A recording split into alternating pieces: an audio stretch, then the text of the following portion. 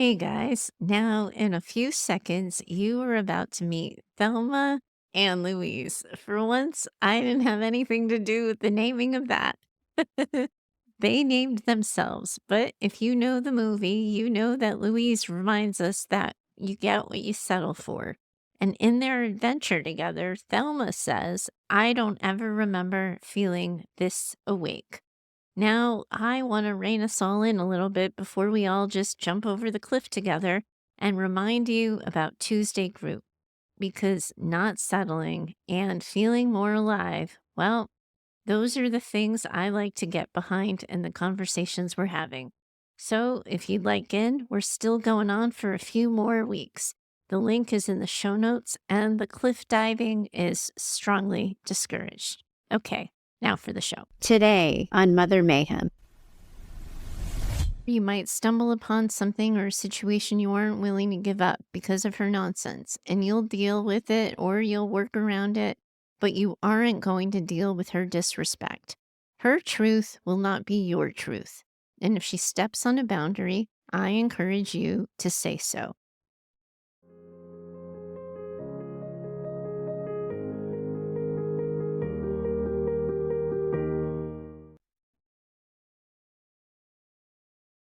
Welcome back to Mother Mayhem, the Narcissistic Abuse Recovery Podcast for Daughters. I'm your host, Heather Gray, and today y'all get to meet Thelma and Louise. And ladies, I don't even get to take credit for that one because they named themselves when they wrote in with their question. And honestly, I'm still pretty tickled by that. These women are coming in hot. How do you handle it when a mean girl, besides your mom, is mean to you?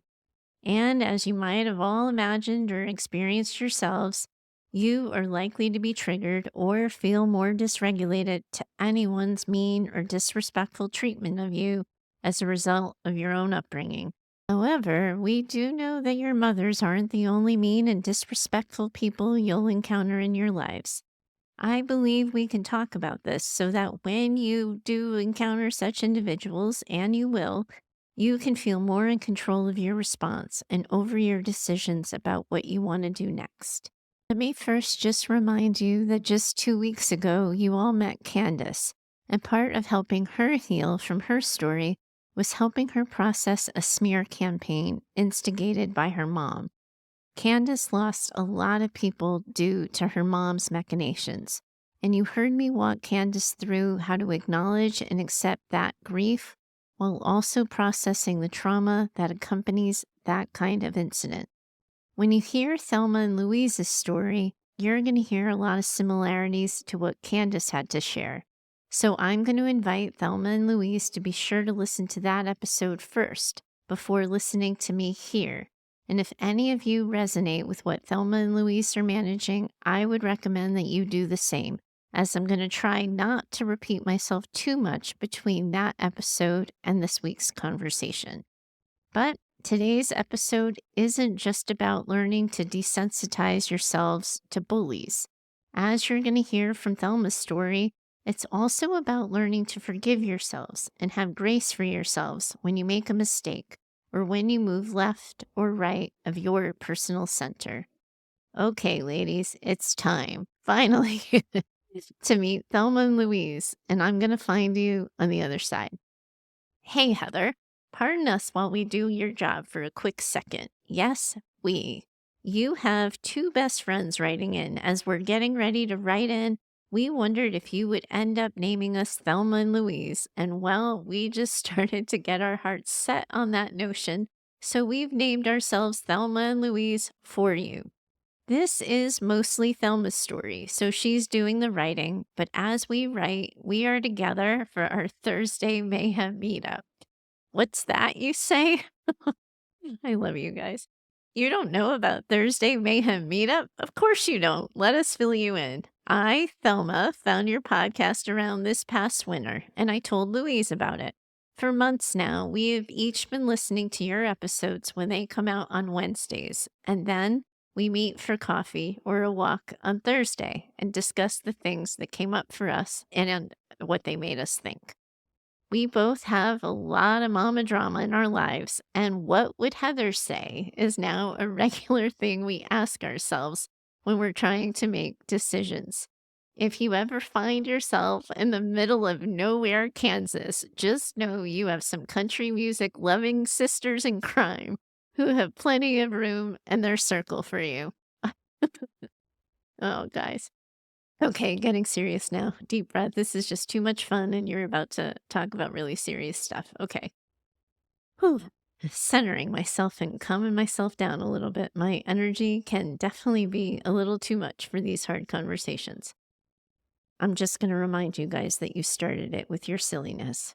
Okay, here goes. It's actually the plenty of room part that has us writing to you. Heather, we think we have the mom thing covered. We both feel like we know what we're doing with our respective mother-daughter relationships, but we've become really stuck socially. We find ourselves triggered and isolated because of a mean girl in our community, and we're calling her Regina. You know, from the movie Mean Girls? It seems fitting. So, Heather, we live in a pretty small community in Kansas, and Regina seems to just take over everywhere. Her presence is just felt all the time, and both of us are pretty unnerved by it. All of our kids are within 2 years of each other. Some of us have kids going into the 7th grade and others going into the 8th. Yep, we're all about to enter middle school hell. No one warns you that when you become a mom, that you essentially have to do middle school all over again. And we all know middle school is just the worst. Oh my God, guys, you're not helping me. You are not helping me stay serious. Middle school is absolutely, positively the worst. Oh my goodness. When our kids were littles and in preschool, we were all in mom's group together. About 6 to 8 of us became a group of sorts. We would meet for play dates, volunteer things in our community, and other activities. This is Thelma writing, and my first brush up with Regina was right at the beginning. I was working part time, and my husband was working part time. We both wanted to be active parents, and so we split having to work and split staying home with the kids. Regina would make comments, and her judgment of our arrangement was always evident, but it didn't really matter at first. Then the group started to gel a little bit, and it was clear that Regina didn't really like me. Regina would host things at her house, and I wouldn't be invited. And planning meetings for things, I was given tasks with little importance, and she would say it was just to be helpful since I was a quote unquote working mom. What made all of this impossible is all of our kids became friends and liked each other. My daughter and Regina's daughter have always had a pretty nice bond between the two of them. And a year into mom's group, I tried to talk to Regina about our differences, and she just feigned ignorance, told me not to be so sensitive, that I was reading into things, and clearly I was just tired.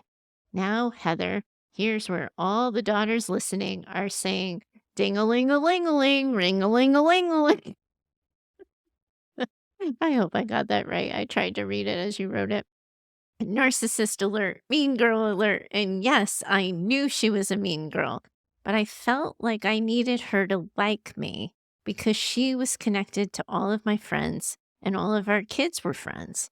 Over the years, though, I've been gossiped about. Other women in our community have distanced themselves from me, and there's a chill whenever I'm attending a community function. All of the moms, well, they've stuck with Regina, all but Louise, and I work to make peace with that. I try to find things in the community not connected to Regina, and I was pleasant when our paths crossed.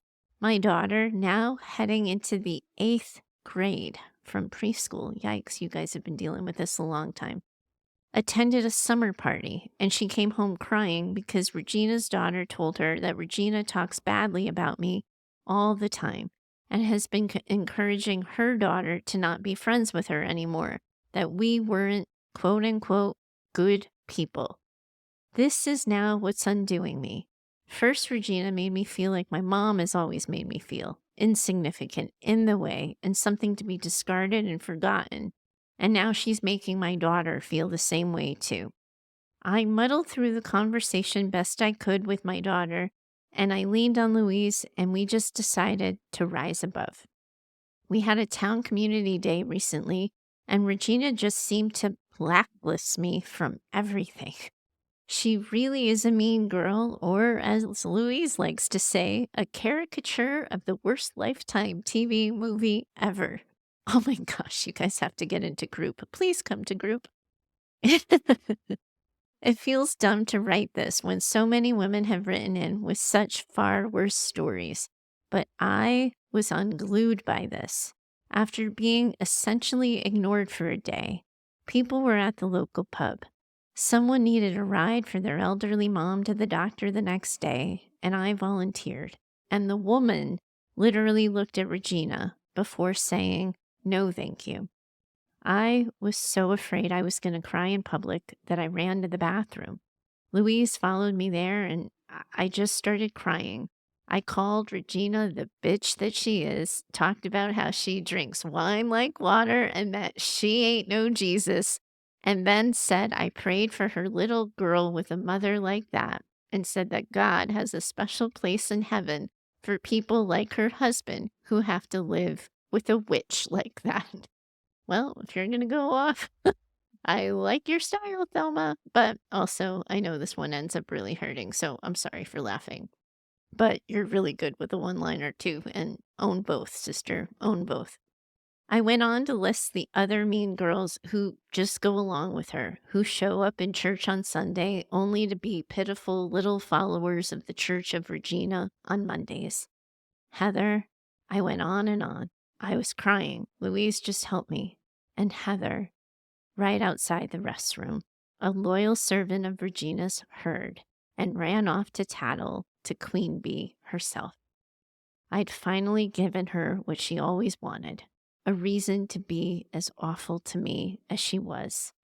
Small towns are incredibly lonely when you become an outsider, and I didn't really have many people to start with.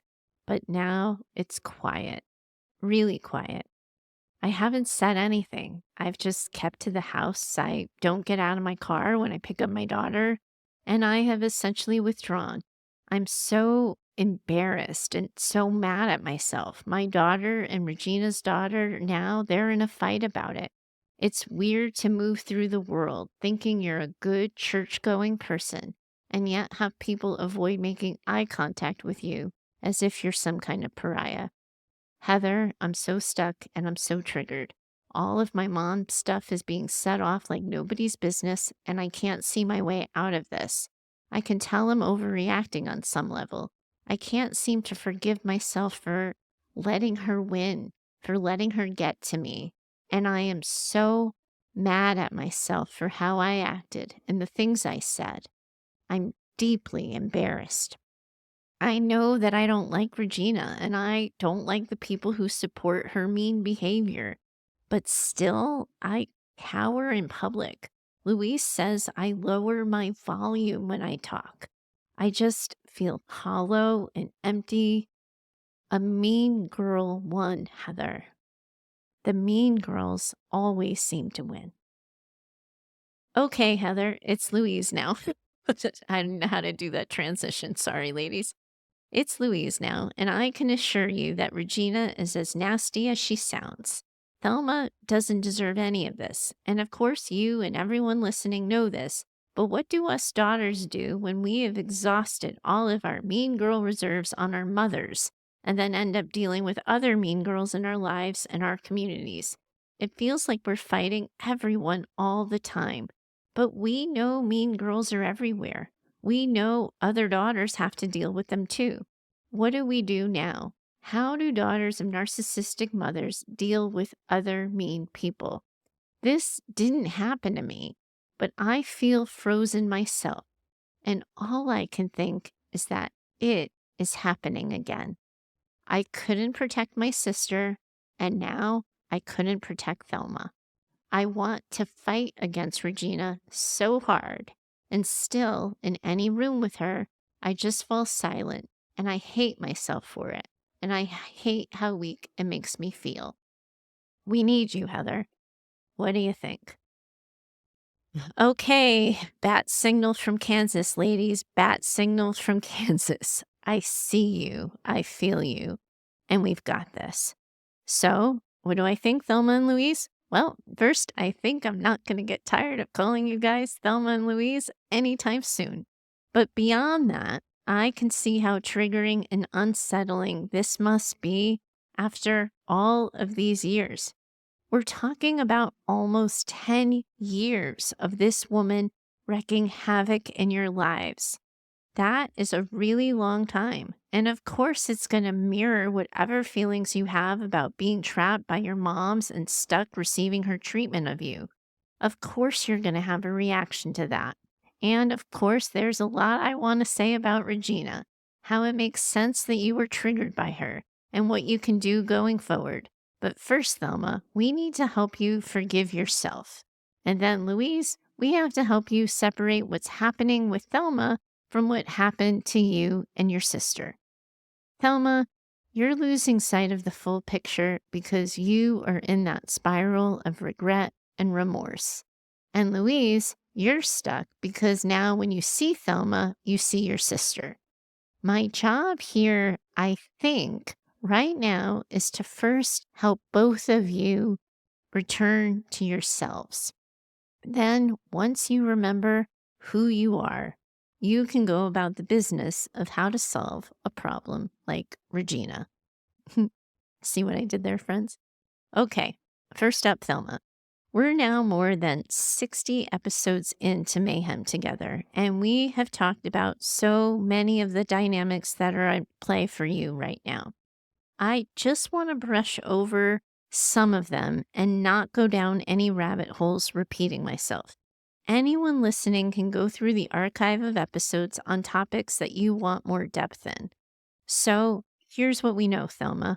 We know that the way Regina has treated you has kicked up all the mom stuff for you, and it is fair to say that that makes sense to all of us why that's going to be so. And any of you who have dealt with narcissistic or emotionally limited mothers are obviously going to be triggered when you're dealing with other bullies because it brings you right back there. I'm first curious, though, when you think about younger Thelma dealing with the big bad Regina, how old are you picturing yourself? Is it just like when you were 5, when you were 9, 14, 16?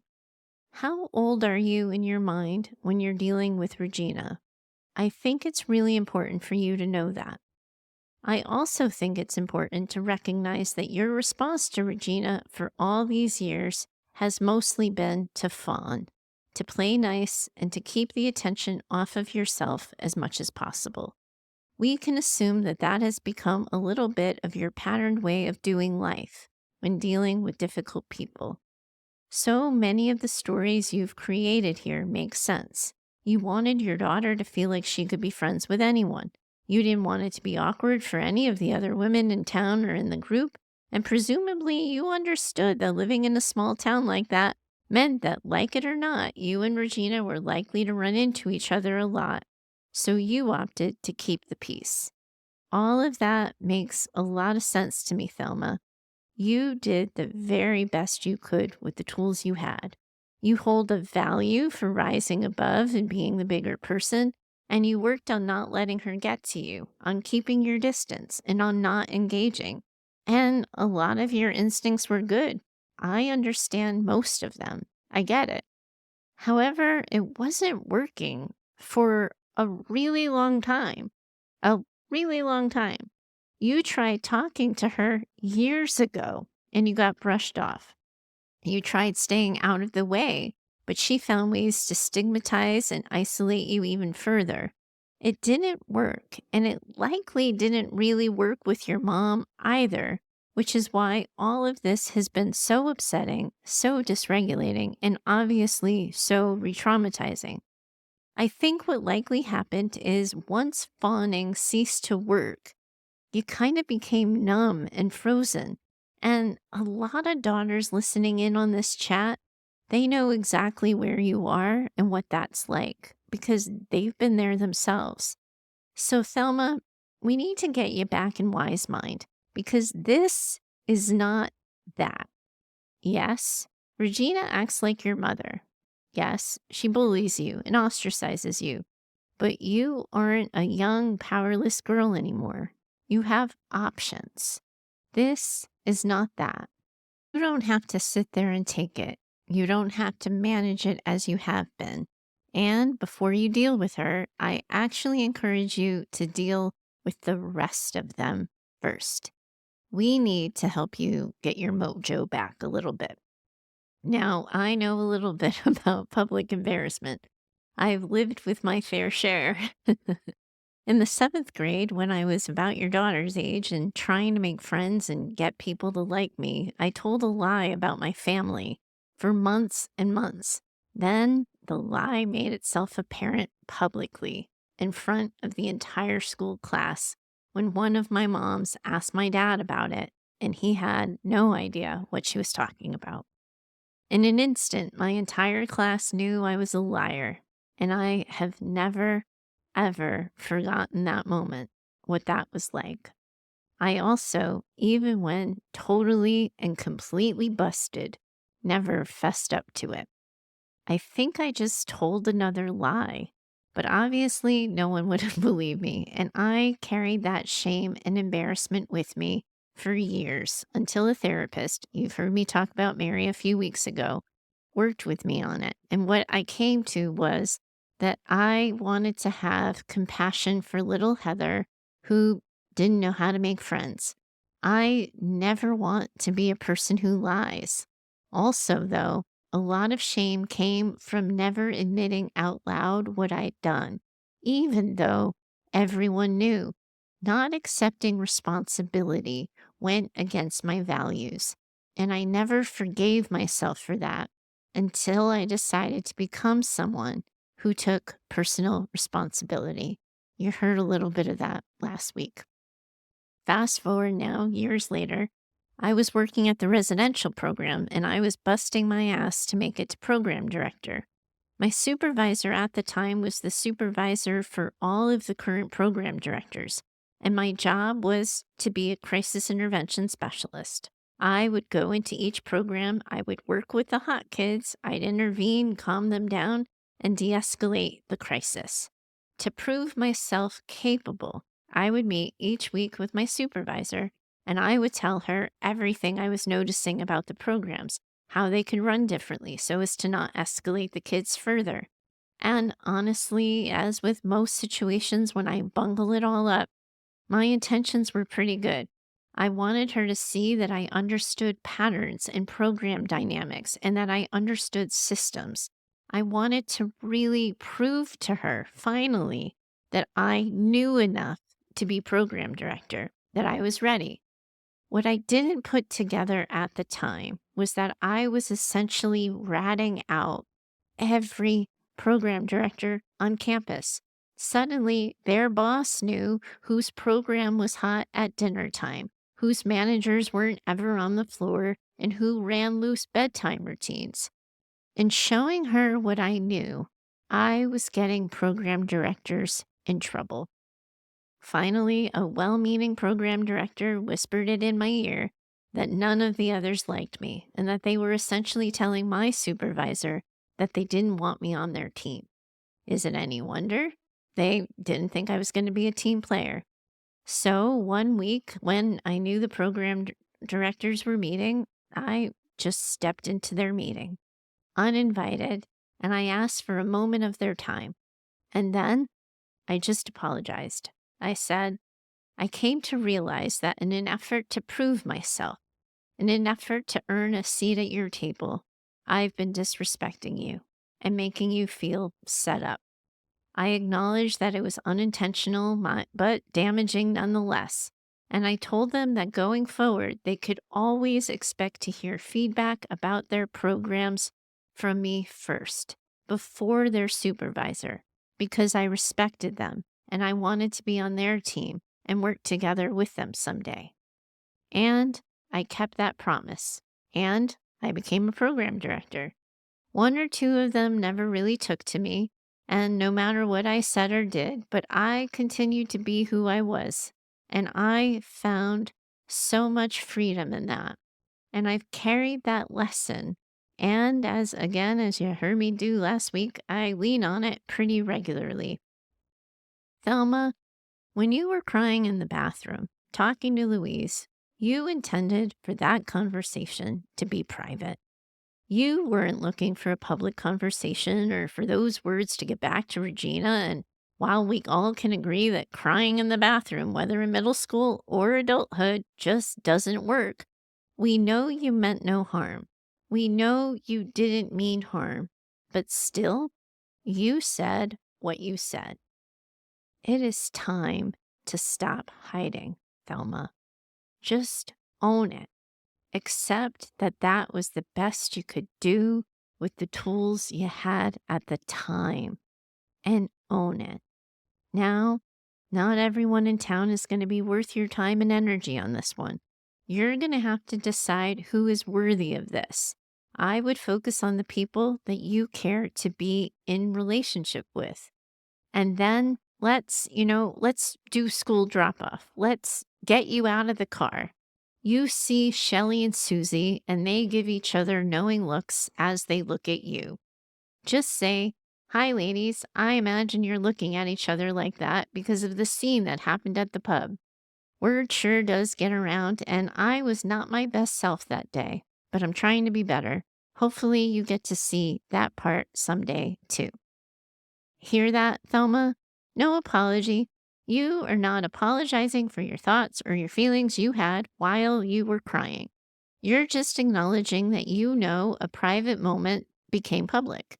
You might have a conversation like that or several versions of that conversation as you deal with the public responding to you, showing your face again.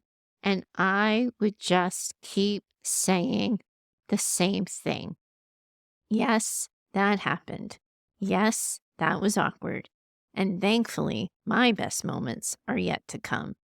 Now, say you're at a parent meeting or you sign up for a book fair and you get ignored, disrespected, or you're assigned a task that you don't really want to do. Do a quick gut check with yourself. What's your boundary in that moment? Do you still want to work at a book fair where people don't want you? Are you willing to do a task you don't want to do for the greater good? Do you even want to be at such a meeting if you're not going to be welcomed? Because remember, we're dealing with adult Thelma now, not younger Thelma. This is not that. An adult Thelma doesn't have to put herself in situations where she isn't going to be treated well. So maybe you don't go, or maybe you acknowledge, hey, I know y'all have gotten used to me doing the tasks that no one else wants to do. I always try to be a team player, but this time I would really like to do A, B, and C.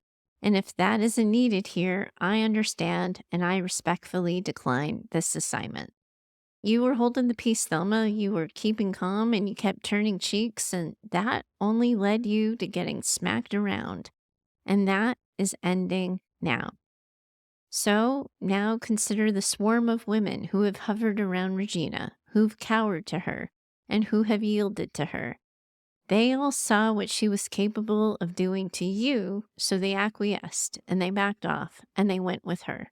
They chose her. There's a part of me that just wants to tell you to let them. Let them choose her. Let them and be done. But also, your town is kind of small and you're going to see them again. So let's be direct about this too. Let's say you're all walking out of school or a workout class or you bump into each other somewhere. Just say hi. Then say something like, I just want to acknowledge the difficult position you've all been in over the years. I know the effect that Regina has on everyone and how it can be scary to stand up to her. Lord knows that didn't bring me anywhere good. I get it. I just want you to know you don't have to be awkward around me. You don't have to feel like you're choosing between her and I. I'm removing myself from the equation because anyone who chooses her probably doesn't have enough in common with me anyhow. I bear you no ill will. I'll always be rooting for you and your child, and I wish you a good day. and have that conversation with as many of her harem as you need to. Now, what about anyone you might actually want more of a connection with? Someone who you do want to be closer to and friendlier with? That calls for a super direct conversation, as if the ones I've been walking you through aren't also super direct. So have that direct conversation. Hi, I know you've often found yourself surrounded by the drama and conflict between Regina and I. I want you to know that after what went down at the pub, I've decided I am never letting her or anyone else ever make me feel that way again. I'm bowing out of the conflict. Now, she can be in conflict with me all she wants, but I am seeing myself out. I always thought that you and I had had a nice connection and that it could be better if just given the chance. But now, for obvious reasons, we can't really be getting to know each other more if you were to frequent the same circles Regina does. But if you think we can have our own friendship separate of that, I want you to know that I would really like that and be open to it. But of course, I understand if that isn't what you would like or if that would make you too uncomfortable. We won't be able to control what Regina does about it. Only we can choose what to do regardless of her. Thelma, I gotta be honest with you here. I'm actually on the fence as to whether or not I want to recommend you telling people that if they choose to be friends with Regina, they can't be friends with you. That sounds really hard and awkward and unrealistic, but I do want you to consider a boundary you might have because you simply can't be friends with someone who's going to be present for Regina's vitriol and not say anything. You're not the one asking them to choose. She is. But it's still, if they stay present for a bully, they're not your people. They're just not your people. You and Louise may need to sit down and think this one through. If there were any well-meaning or well-intentioned women in that group, are any of them worth reaching out to? My hunch here is that you're likely better off starting fresh. So when you get eyes in the community, you're acknowledging them. When you're being blackballed, you're bowing out of the game and you're taking ownership of the connections that matter to you. And now we're talking to your daughter. You and Louise have been listening in for a while now, so I trust that you have been listening to my episodes where I encourage you all to tell the truth to your kids and how I value clear, direct communication with your children. Here's how I might play it with your daughter. As for the shits and giggles, I'm going to name your daughter Katie. And that's after the poor girl stuck in the middle of the conflict in Mean Girls. And honestly, totally honest here. I needed to look that reference up. I didn't remember that name on my own. But before you talk to Katie, you have to decide another boundary. Are you going to continue to allow a friendship between your daughter and Regina's daughter? In theory, we would all say yes, because it's not the girl's fault that you two are in conflict, but we also do have to be realistic. Do you want your daughter in Regina's home, where you have been badmouthed? Do you want someone who has badmouthed you to be sitting at a dinner table with your daughter or tucking her in for a sleepover? And how do you feel about coordinating carpools and whatever with Regina when the kids actually want to do something together? How much are you willing to deal with Regina for the sake of your daughter? Now, admittedly, that's a really personal choice for you, and it's not an easy one, but you have to know where you stand on it before you go back and start dealing with your daughter, because she's going to need a really clear message from you. So you might find yourself saying to Katie something like, for the longest time, I tried to keep this conflict between Regina and myself away from you girls. You two have always been friends, and Regina's conflict with me should never have touched either of you, and I hate that it has. But now that it has, you are in this really hard place of having to choose how you want to handle it. You might want to try to work things out with her, or you might decide that you don't.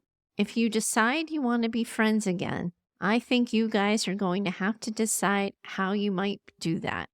You're going to have to decide what the rules are of your friendship given this thing between your moms. You might decide that the rule is you just don't talk about it. You might decide that it's an adult issue and that it doesn't have to be yours. However, Katie, I need you to know that simply put, I consider Regina to be a mean girl, and I don't want to have to interact with her.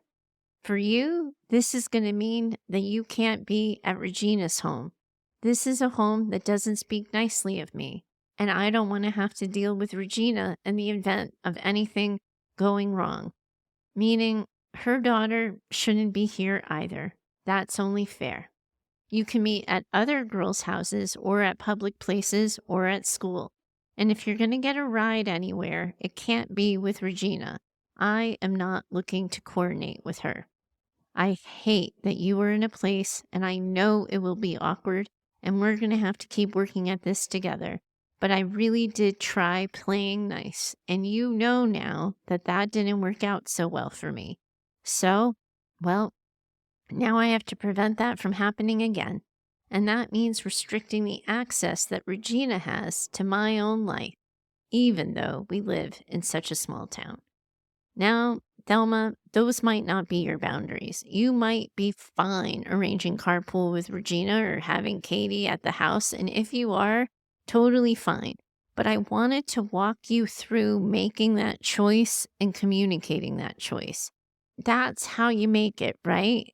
This isn't that. That's how you turn it so that this isn't that. You're not a little girl, Thelma, facing the big bad Regina, having no control. You are choosing what you were deciding you are willing to do. You're driving your own car. You're in control. This is no longer something that's happening to you. This is you happening to your life from the driver's seat of your life. Okay. Now, all of the people around Regina, in theory, are at least a little bit dealt with. Now, I can walk you through dealing with Regina herself. I want you to pay attention to how I placed her last, and that was deliberate. She has been who she is since the beginning. She's the devil we know. We are not expecting her to change. We are expecting you to change your response to her. That's what I'm going to try to walk you through here. The way you were with her, around her, and about her, it didn't work for you. Young Thelma ran those interactions. Now, adult Thelma is on the scene. And adult Thelma may not need a conversation with Regina in order to interact differently around her. So, Thelma, in all honesty, you heard me say it to Suki a few weeks ago. Tits up. It kind of feels appropriate to say to you now, but oh my gosh, I don't know that I'm ready for tits up to be the battle cry for Mother Mayhem. If you like tits up, it's yours, keep it. But for this conversation, can I also maybe say eyes up? You see all of this. This is not that. You are not young Thelma, and you have this. So now in the room or in a situation with Regina, being Regina, you're going to get to decide who Thelma is. Thelma might decide her eyes just don't go in Regina's direction. When Regina speaks of you or tries to intimidate others in your presence, just be clear with them. She's asking you guys to choose. I'm not, so I'm bowing out. Or you might stumble upon something or a situation you aren't willing to give up because of her nonsense, and you'll deal with it or you'll work around it, but you aren't going to deal with her disrespect. Her truth will not be your truth. And if she steps on a boundary, I encourage you to say so. If she says something you disagree with, I encourage you to say so. A simple, that's not how I see it, or that's not how it's been for me, usually gets the job done. A statement like, I'm not doing this with you, Regina. It's been 10 years. You can fight with me, but I'm not fighting with you. Then, Thelma, You exit stage left. Should she ever confront you on what you said in the bathroom, just keep owning it. Yes, Regina, I saw when Sally needed a ride for her mom that she conferred to you before turning me down, and I found that hurtful. And I thought I was privately crying to a friend, but everyone heard what I think and feel about you. And yes, those are my thoughts, and those are my feelings. Just own it. If you do a values check thinking about what I'm saying here, and you check in with yourself and you think that you do need to deliver an apology, just remember that that's for you. It's who you want to be in the world. It's not for her, and you can't control what she does with it. So if an apology really is in order for you, just continue by saying, that must have been as embarrassing for you as it was for me. We both wish that moment could have been private, and I regret that it wasn't. So keep those eyes up, Thelma. Changing your pattern with Regina will change her behavior toward you. She might even escalate. She might start trying new tactics. There's no need to engage. She has shown us who she is, and we believe her. We just want you to show her who adult Thelma is. You've got this, and I know it. Whew, okay. Deep breath, everyone. Here we go, Louise. You're up next. Now, everything that I've said here to Thelma, you're going to be able to listen to, and you probably already know what I'm going to tell you. But let's just you and I together for a second ourselves. It's true for you too that this is not that. Young Louise has been managing this awful bullying for years now, and you did your best to protect young Thelma, and still she got hurt, and that sucks. And of course, it reminds you of when you couldn't protect your sister from your mom. But say it with me, Louise, this is not that. You probably need adult Thelma to show up first so you don't end up feeling like you're taking care of a little kid. So we got adult Thelma on the scene now, and she's standing now, and she's at the ready. She's taking care of herself. She doesn't need you to rescue her. She has herself. And now it's important that you have yourself. You've been on the sidelines watching this entire shit show, getting triggered and dysregulated by said shit show, and you've had to stay quiet and on the sidelines. Just like we walk Thelma through doing and saying new things to change her pattern, we need you now to do the same thing for yourself. What do you have to say to these women? What are your boundaries now? What are you willing to do? What are you not willing to do? How do things need to shift and change for you to feel more comfortable with everything that's going on?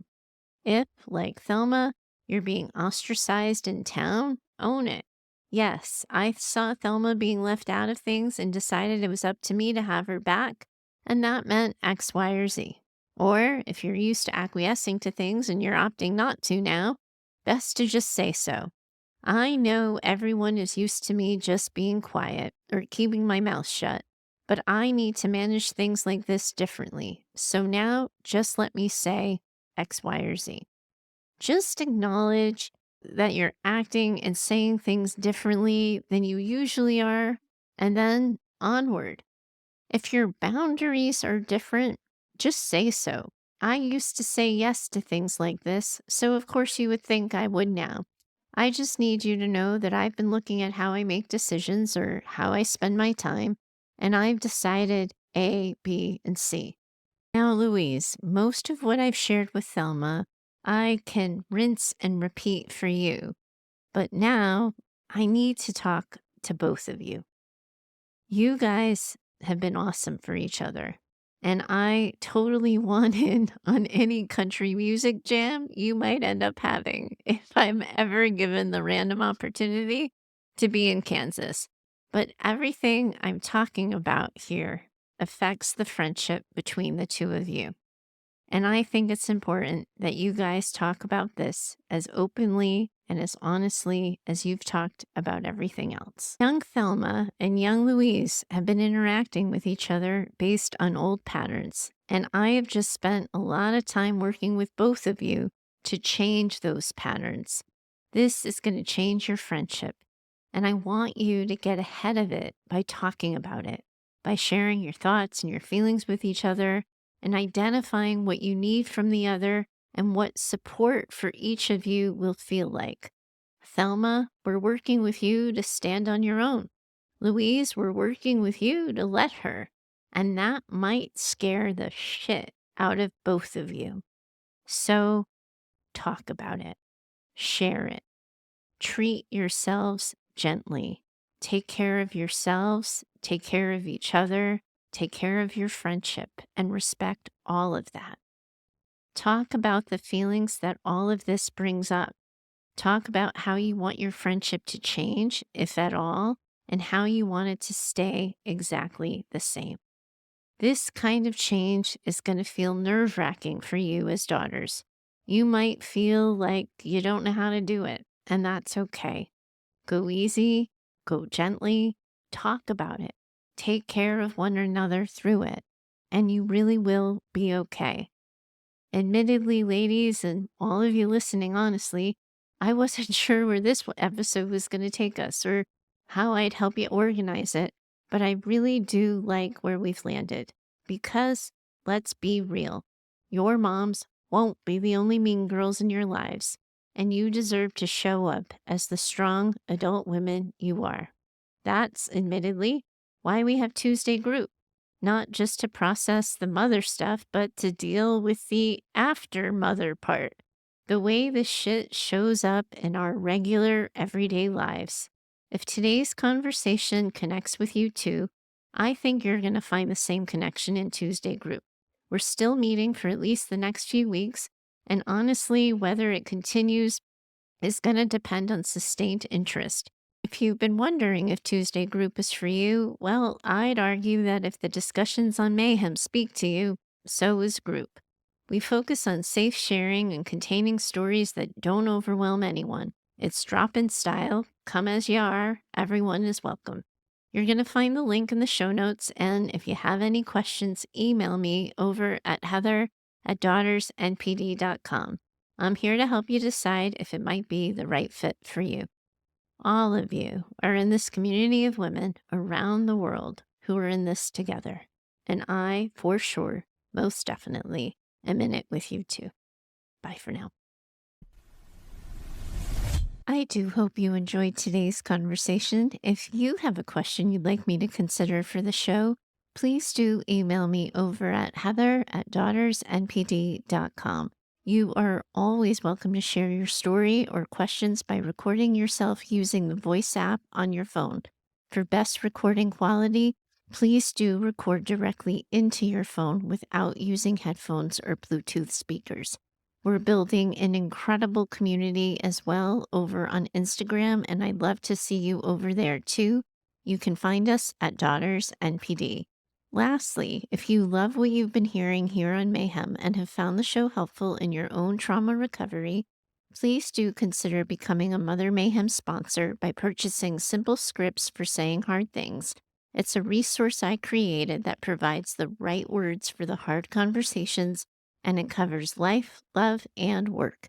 You'll find a link for that in the show notes. If you know another woman who needs this conversation in her life, please do share the show with her. Your reviews and social shares help spread the word, and I hope you'll consider doing so. Special thanks to Heather Clark for editing the show. She's in my head and knows what I meant to say when the words come out backwards. Thanks so much for your time today. As always, I'm in it with you. Bye for now.